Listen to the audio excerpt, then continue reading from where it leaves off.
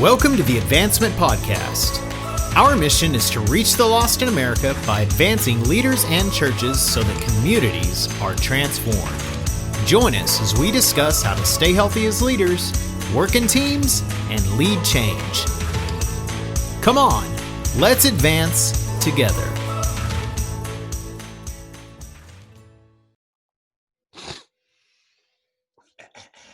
I have to get that snot. Yeah, I gotta get it. Yeah. Well, it's summer. You'd think all that would quit, but allergies are worse now. I take an allergy pill every day now. So, all right.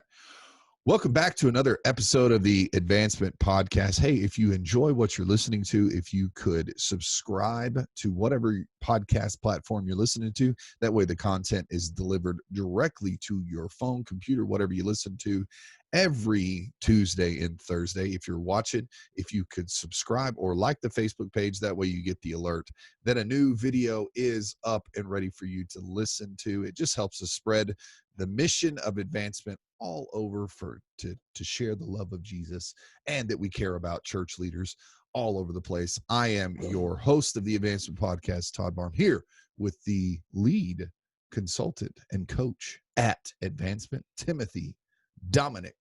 Where? Ooh, How you for doing? the Dominic today. Well, I feel like this is a more formal discussion. So yeah, I had a group of pastors I'm working with in a barrier thing, and I had told them about one of our podcasts, and you did the Dominic thing, and so then I did a Zoom call with this whole group, and they called, and all of them called me Dominic. Dom. They had evidently talked to get, and so it's hey Dom, hey Dominic, and so did they make fun of you for being old too? No, they didn't, because some of them are older than me. I was hoping that the one podcast it would catch on, the old Tim would catch on, but it never did. It never did. See, it hasn't caught on to Dominic. I don't think all the senior pastors listened to our youth pastor episode. That may have been why. Maybe so. So, it's all about leadership development, Well, we believe, that healthy leaders, it's open for the podcast is healthy leaders, and team and lead change. Yeah. So, change is not always easy. No, it's not. I think it's part of the reason change is not easy corporately is because it's even more difficult personally. Yeah. And for corporate change in America, there have been cries for social change since the inception of the nation. And we can go back through history, and there are these moments of, but what it means is that individuals have to change for society at large to change, and for a church to change, it means that individuals have to change. And when things like we're seeing in our nation now, and you're seeing things rise up because people are changing, and they're trying to now from the bottom change the structure. It's slow, but you get movement when we're pastors and we're leading an organization and we're trying to lead change, and it comes from the top down. Guess what? It's slow. Yeah. Because when it's from the bottom up, they run into structures that have to change. When we run structures and we change structures, we run into people that have to change. Yeah. So there's this individual people component that's important there. And I actually think that most people don't like changing that much. Yeah. Studies show that. But that's part of the reason leadership development we believe that healthy leaders are developing leaders and changing leaders. So why are we at Advancement? Why are we so passionate about leadership development? Well, I think Romans 12:1 says that the Lord wants to transform us. Okay. And transformation is a journey, and there's always change. There's always, until we get to heaven, there's always going to be more the Lord can do in us. Yeah. And I think we have to, so for me and for our board and from the inception and for our team, there's this component that says, I have to be developed, and I have to be developing others. I think, so we did in our last episode, we tore apart the you brought in and we tore apart the Barna report. Yeah. So I was looking through some of those things, and they had a deal on leadership development. I thought, well, since we've been doing Barna, I'll just bring in a Barna thing. Should we call these the Barna episodes? Maybe, that's right. We did the new studio edition, the quarantine edition, the reopening edition. Yeah. Well, this will be a short edition because it's only 2 episodes. For now, anyway. For now, yeah. So anyway, what we saw was interesting is that they talk about they have break this up with agree strongly, agree somewhat, disagree somewhat, and disagree strongly. And here was the thing: pastors' thoughts on lay-led initiatives. Mm-hmm. And here's the first one: I prefer lay initiatives to new church programs. Yes, no. Yeah. This agree strongly, agree somewhat. What do you do? 40% of pastors. This was a survey of Protestant pastors done last summer, mm-hmm. and they're just publishing the results. They've done all their analysis. So 40% of pastors strongly agree with the idea that I prefer lay initiatives to new church programs. Interestingly enough, that when you add to that there was no pastor disagreed strongly. Yeah. Only 8% disagreed somewhat. So essentially 92% of pastors agree with the statement, I prefer lay initiatives to new church programs. Yeah. So the people starting this and taking ownership. Mm-hmm.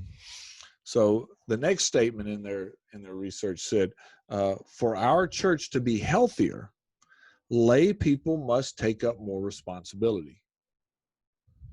That is true. Interestingly enough, no one disagreed strongly with that. I mean, I don't know how they could. I mean, we're constantly in need of help at the church. I mean, I've never in my life, never. And I don't say never a lot because never is an absolute term. I've never met a pastor that told me, I've just got so much help in my church, I don't know what to do with it all. Well, and so, I mean, that would make sense. The numbers go up that 96% of people agreed with that statement. Now, here's the interesting piece. It was 68% strongly agreed with that. Yeah. And it is that thing. We need more people to step up. Now, the third question is the unique one, is the one that tells the tale. They said, my church leadership is good at developing new leaders. Okay. And you have agree strongly, agree somewhat, disagree strongly. First time we see somebody disagree strongly. Oh, okay. 5% said, we're not good at it. We ain't no good at all. Yeah. Now remember, 96% said, we need leaders. We need to be doing this. Our church would be healthier if this happened. And but yet, we're not good at building leaders. Only 59% thought they were at least somewhat. Only 9%. So here's the real deal. 40% think that they prefer those initiatives. 68% said that, and this is agree strongly, that they would be healthier. And how many agree strongly that they actually are good at developing leaders? 9%. Wow. 9%. Wow. That is disparaging numbers. We're shooting ourselves in the foot. Yeah. Yeah. It's pretty amazing, I think, in the first place. When we think about that. But it's really not a surprise. I think here's the deal. When we go into churches and we try to coach leaders, we help. First of all, we think that there's a difference between discipleship and leadership development. Yeah. If I'm discipling someone, I'm leadership. I can actually do it. But the problem is that we we try to put everything around theology. Yeah. So when we are developing leaders, we're taking our Bibles and we're trying to develop them by preaching to them, and there is a biblical component. Yeah. But the word disciple, means someone who's going to learn it to pass it on. And I'm not just going to, it's not just learning the word didn't originate with the scripture. Disciples were originally tradespeople. Yeah. Or philosophical people. There were these things that it's a broad word that the church takes on because it's a right word. But I can tell you, having grown up in a blue collar world, that you can't learn everything you need just by sitting. And we tend to, in the church, think that this is, and it's exasperated by our society, that this development is about knowledge. And we don't even see that in Jesus's model. Jesus's model from the beginning was come. Right. Come and go with me. Yeah. And my Father's house. Oh, it's a big, big house. Well, that's breaking down some old music there. So there's some people who are going, what was that? It's a big, big table. That's right. That's right. Come on. So who was it saying that song? I don't know. I think it's Audio Adrenaline. Audio Adrenaline. I can Google it, but yeah, that's what it was. Do we really care? No, it is. I think it was Audio Adrenaline. Yeah, I think you're right. Tell us in the show notes. Anyway, so or in the comments section. So what does leadership development generally look like in the church? Well, I think that's what we're saying. It generally looks like we try to teach theology, right? And we try to teach Bible, and we ignore the practice. Gotcha. You know, when you look at the Sermon on the Mount, Jesus was teaching a lot of things, but he was saying that it's about how to live. There was this go piece, right? There was this doing piece. And when we look at his disciples, they're on the side of the mountain. He's been teaching. He's been healing the sick. As a matter of fact, we know that they prayed for the sick, that he sent them out. He made them do those things, heal the sick. When it came time to feed the thousands, he said, "You guys do this." You know, there's always a do component, and we don't tend to disciple people in the skills of ministry. You know, when we do, maybe we're trying to disciple them in the skill of preaching. Yeah. But even then, well, and I found what we've focused on preaching in the past, but really what we need more of is we need leaders to lead people. We focus so much on the preaching. We focus so much on the Sunday morning. But what I really need on my staff is I need more leaders that can lead other leaders and make other leaders. Yes. Yeah, absolutely. There's a lot of different systems out there. Okay. When we think about leadership development, probably the best system, it was adapted, and I don't remember there was a book written in the 1950s by some missionaries. They developed what they call the railroad track, and Robert Clinton really took ownership of that and put it out on another platform. And he was actually kind of became known for it, but he was referring back to this. And the railroad track of leadership development says that the rock base, the ballast that they call it, that would be the spiritual development component. Yeah. So it gives me as a leader the opportunity, if I'm developing, and when I'm doing leadership development with somebody, to check in on their spirituality. What's your prayer life like?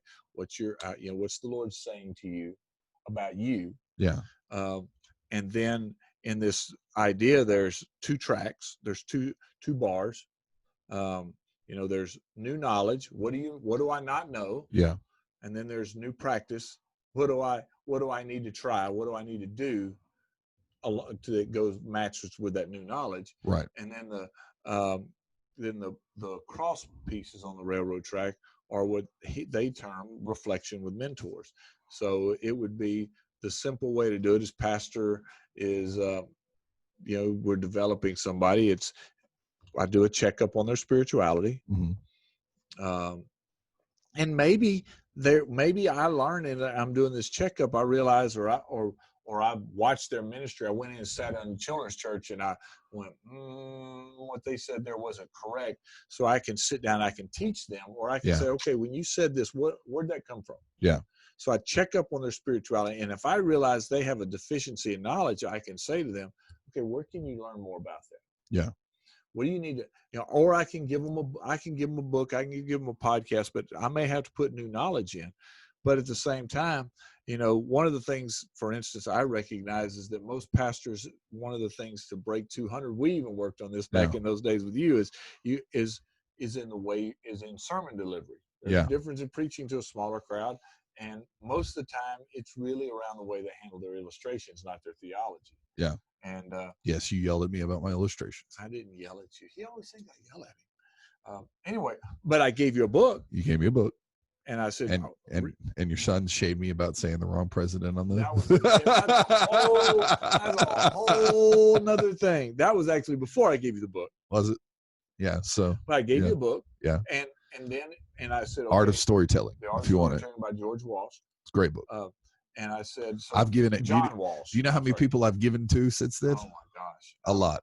I give it to people all the time. Yeah. I don't wait for them to buy it. I buy it for them and give it to them. That's how much I like it. I tell them, all right, but what did it make you do? You did something different. Then we met together. Mm. The thing about the crossbars, they're spaced out. So they're intermittent. So it takes you sit down with somebody and go, okay, this is what, I can ask questions around this, which is the other thing. One of the things we talk about a lot on this show, we talk about coaching, and our half times have talked about coaching and consulting, and there are some differences in those things. Yeah. I have to admit something, and this is going to break Todd's heart.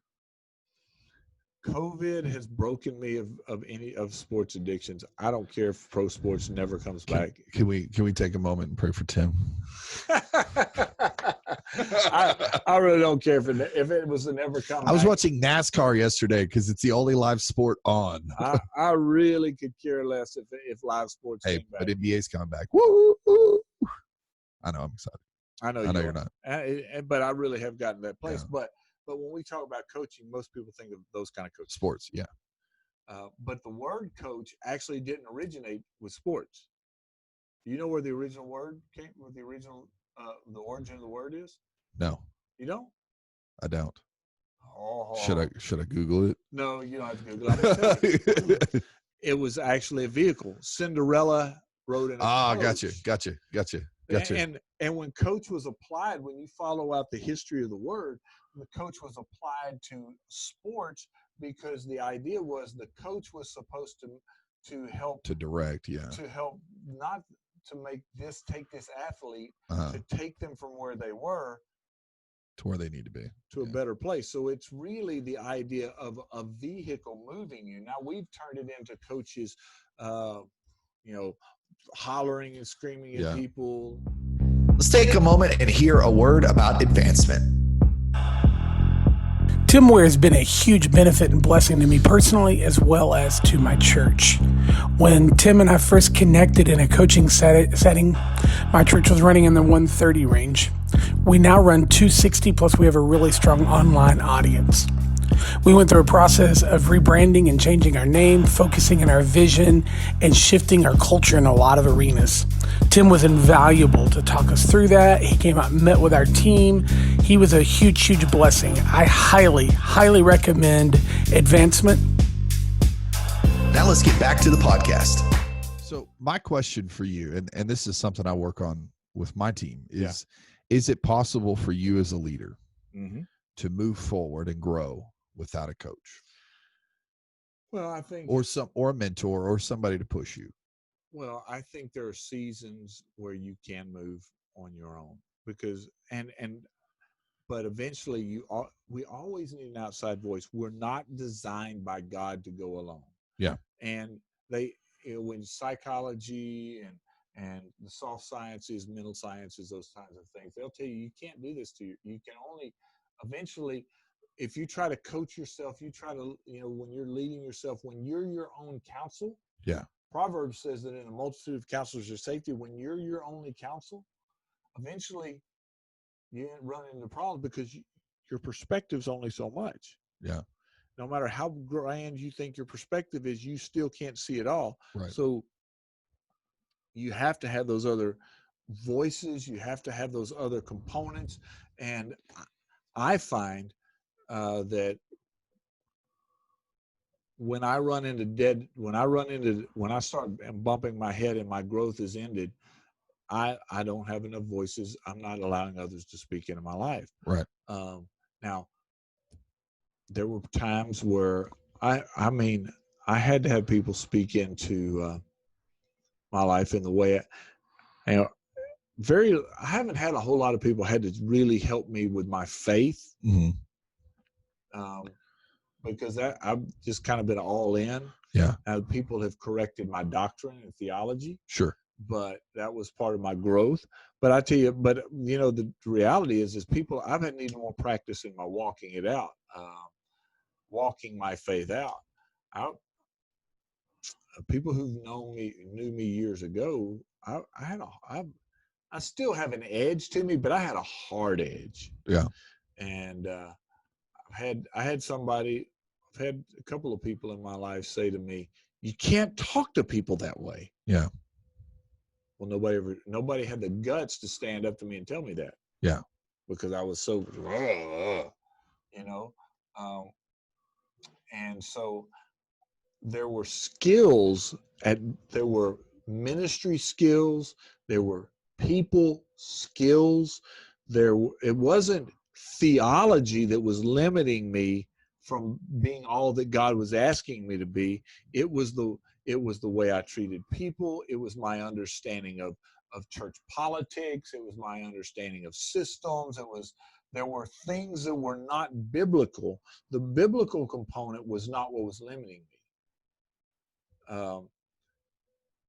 There came a time where I needed more biblical knowledge. I studied, did my college and my Bible college, and I increased that level.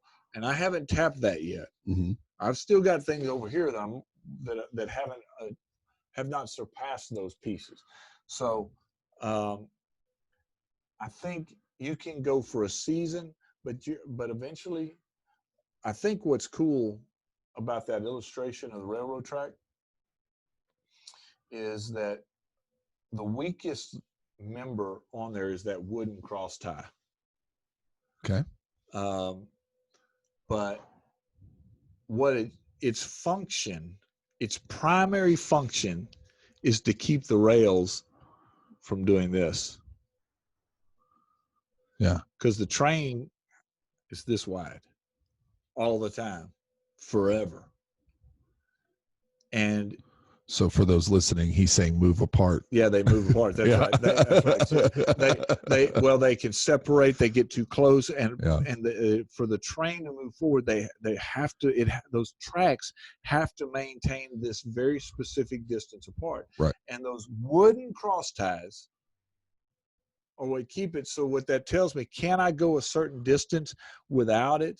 Without somebody, I can go, but eventually I'm going to run to a place where if I don't have that, I'm going to go off the rails. Right. So I need those consistent voices in my life.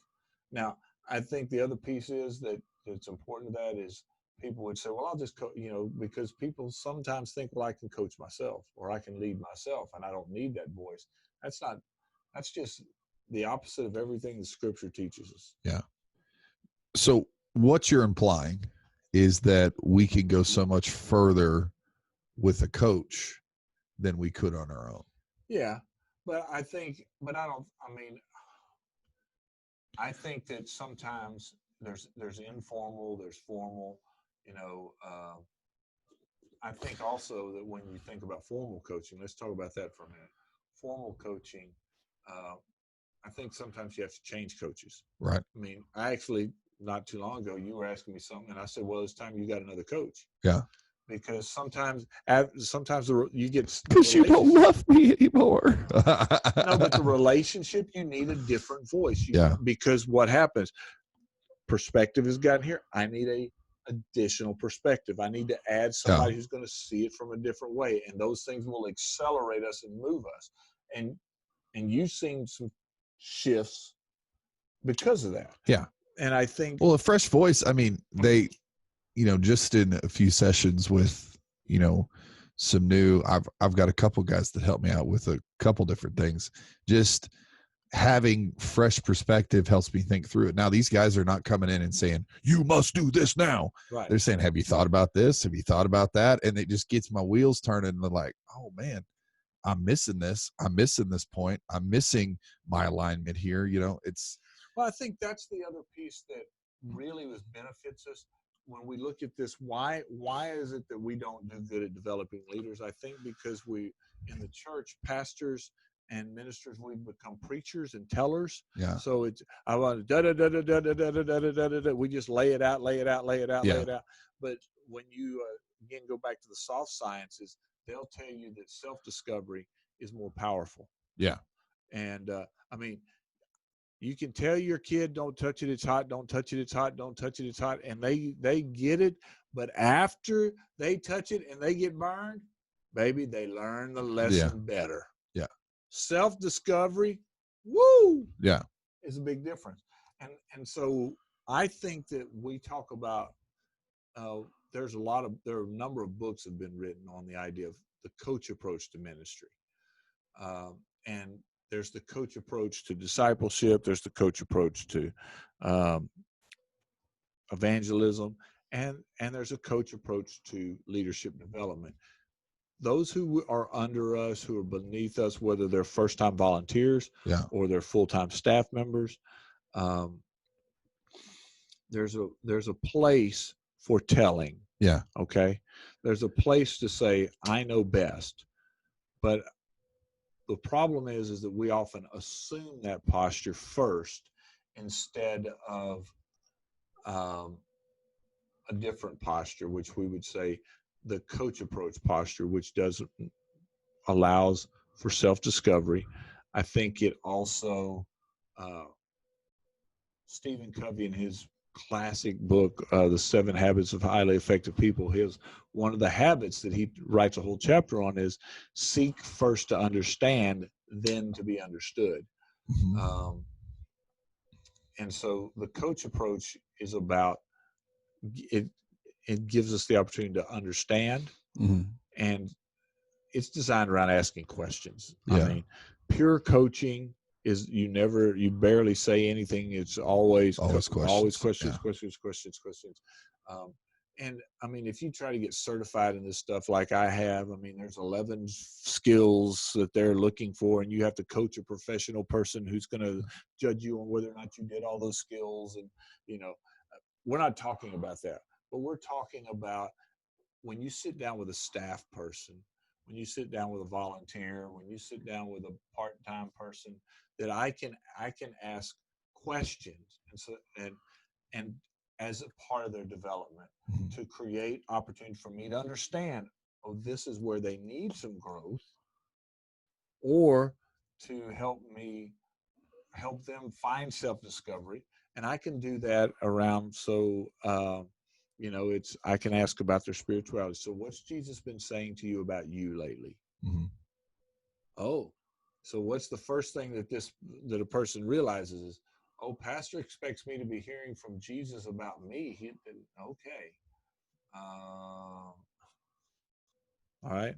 You can ask, excuse me, what's new in your devotional life? Yeah. There are some things I can ask around spirituality. I can ask when I sit down to evaluate a staff member or to do a developmental. If it's your children's pastor, let's just take somebody from children's ministry. I can say, okay, so what's working? What are you seeing that's really getting traction? Yeah.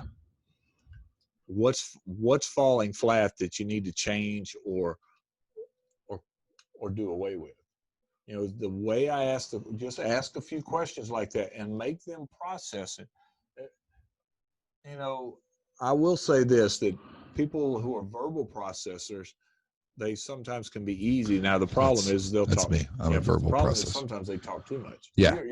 I've had some people I've worked with, some leaders I've had, they're kind of like Luis on Ant-Man. Yeah. Wrong details. Wrong details. They have nothing to do with what we're talking about. Well, and verbal processors sometimes confuse people that are not verbal processors. They're like, well, you said this. Well, I'm just thinking. Calm down. Right. Now, but people who are introverts, who are normally internal processors, if you start asking questions, they're not going to want to say it out loud, but you need them. So you've got to, because that spoken thing helps them out. I think, there's one of the reasons we're not good at developing people in the church is because, number one, it's not a priority. Yeah.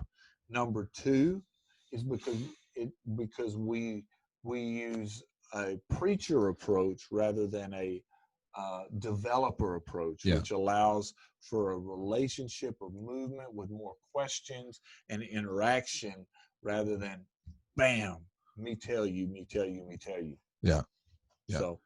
So if somebody wanted a coach, Tim, how would they go about it? I mean, obviously, so if we're invested here at Advancement. That's not the reason we did this episode. No, it's not. Well, if a leader would like to be coached, even for just on this topic to figure out how to develop, they can contact us at info@advancement.cc. But I would say to pastors that if you're one of those who say we don't do this very well, or I need to get better at it, there are some skills out there. One, if you just Google coaching questions for pastors or coaching, leadership coaching questions, the lists are crazy that are out there. My wife, who has more certifications in this than me, gave me a book this morning called Coaching 101, and I'll put this in the note, by Bob Logan and Sherilyn Carlton. It's just an introductory to the idea of listening and asking questions as part of. I think when we talk about leadership development, here's the deal: you have to just decide that it's important, and you have to decide that this is part of someone's discipleship. It's not different. It's not different than discipleship. It is discipleship. Yeah. And if I develop someone and their ministry keeps them out of a class, is that okay? Actually, they don't have to attend a class if I know they're being discipled in some other way. Yeah. It's good. So leadership development is just another type of discipleship. And that's what we need to see, and how we have to, if we approach it and we put that, get our mindset, then it will eventually, it can lead us to a place where we're better at leadership development. Yeah. I would say also that, like discipleship, because it is discipleship, it's a process and it's a journey. It doesn't happen overnight. Yeah. Okay. There you go. Sorry about that. No, you're good. All right. So what'd you hear today that you went? The one thing I liked, and I liked it because I need to put it into practice in my life, is self-discovery is the most important. People learn better if they discover it themselves with you asking questions. Because a lot of times I'm a high leader, high D, this, and sometimes I'm spend more time telling them what they need to do instead of slowing down, because it's quicker to just tell them what they need to do. That's right. Instead of slowing down and helping them understand the process of understanding what they need to do. Yeah, I think part of what happens is that we become focused. One of the reasons it's easier to tell is because we're focused on I have to move the church and you work for me. Yeah.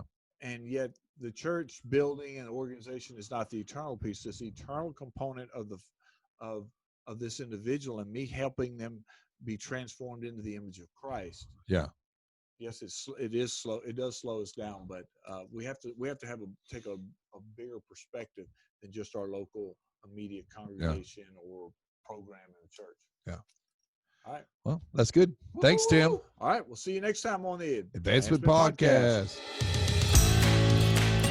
If you would like to keep this content coming, all Tim and Todd ask is $1 per show.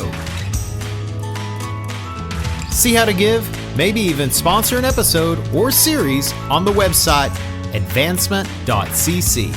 Until next week, continue to advance the mission of Jesus.